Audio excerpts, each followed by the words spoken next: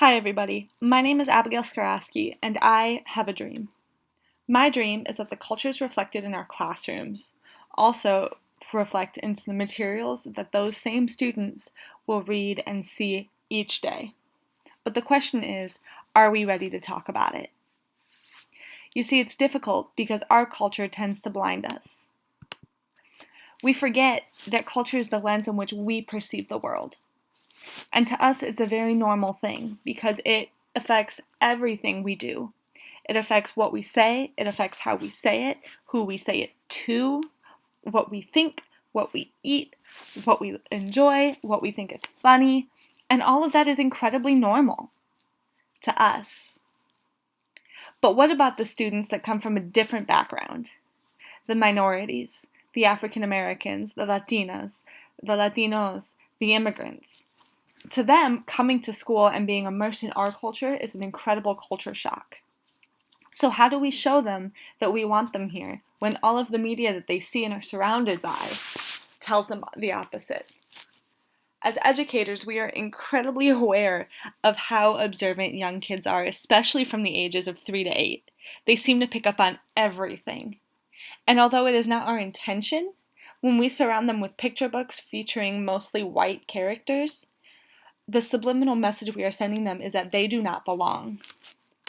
In fact, it's gotten so bad that in 2018, the Wisconsin Department of Education did a study of over 3,000 children's books, only to find that 23% featured lead characters that were not white.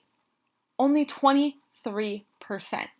That means 76% of all of the characters these children are reading about are white. Now, that's just heartbreaking because so often we look to our books as an escape. And if a child from an African American home can't see themselves in those books, we're sending them that same message and we're reinforcing it. You don't belong. So, how do we get better at this? How do we change that narrative? I'm not sure if you remember reading this book growing up, but Ezra Jack Keats is a white author that realized there were no African Americans in the mainstream children's books that he would read. And so instead of facing and tackling a racial issue, he took a very simple experience, a snow day, something most of us who have lived in snow can relate to. And he depicted it with the innocence of a child. The only difference is he made his main character African American. And in fact, there's an article written by the NPR staff that goes as far to describe an interaction that Keats had with a kindergarten teacher who wrote to him and said, "My classroom is full of African American kids who always draw themselves with pink crayons because all they see are these white characters in books. And it wasn't until I read them your book, sir, this book, The Snowy Day, that they started to draw themselves with brown crayons." And I think it's incredibly powerful what the media can do to our students. So how do we take and incorporate all of these different medias to represent our different cultures in order to celebrate diversity and to remind people that they belong instead of shunning them and ignoring them and sending them that same subliminal message? Well, it starts with books like these. In fact, I have a link right here for you if you do want to dive in and look for more. That includes people from all cultures and all backgrounds, whether it's the LGBTQ community, whether it's children with disabilities, if that's physical, if that's learning, or if you're just a child from a different background. It's incredibly important to see yourself reflected in the media and in the reading materials around you.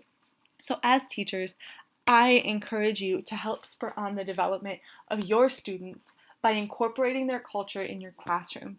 Because what that does, it does not just help that student from a minority, but it helps that student that is part of the mainstream culture understand that culture is different. It's not better or worse. It's not something that we go without talking about. It's something we embrace. And so books like Maria Had a Little Llama, that takes a traditional story, Mary Had a Little Lamb, and kind of melds it into a different culture, opens children's eyes. And from the ages of 3 to 8, we have a very unique window in that children are still forming their opinion of the world.